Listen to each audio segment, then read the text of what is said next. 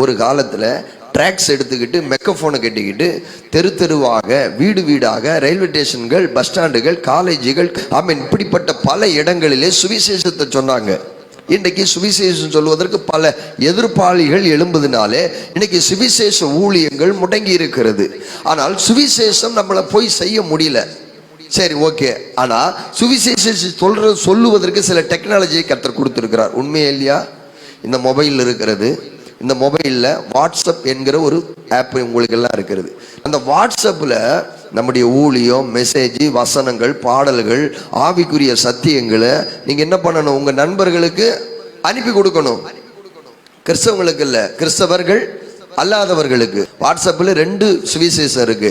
ஒன்று forward message பண்ணுறது, இன்னொன்று ஸ்டேட்டஸில் நல்ல ஆவிக்குரிய டெய்லி அப்டேட் வசனம் சில பிள்ளைங்க வைக்கிறாங்க, நான் கவனிக்கிறேன்.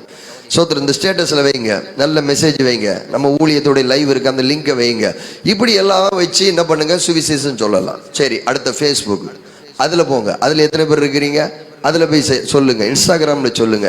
மனிதர்கள் போக கூடாத இடங்களில் எல்லாம் இந்த சமூக வலைத்தளத்தின் மூலமாக இயேசுவை பற்றி 4 பேருக்கு சொல்ல முடியும். அல்லேலூயா.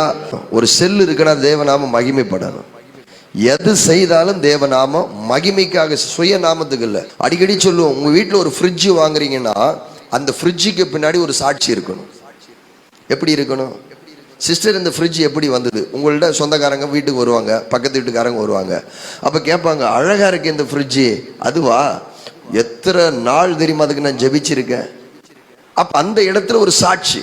அப்போ அந்த இடத்துல ஒரு தேவநாமம் மகிமைப்பட்டு கட்டப்படுகிறது. ஒரு வாஷிங் மிஷினா அதுக்கு ஒரு சாட்சி இருக்கணும். ஒரு சபை இந்த இடத்துல வருதுன்னா அதுக்கு ஒரு சாட்சி இருக்கணும். அப்ப எந்த ஒரு காரியத்தை நீங்க செய்தாலும் அதற்கு பின்னாடி ஒரு ஜபம் இருக்கணும், ஒரு சாட்சி இருக்கணும். ஒரு ஆமென்.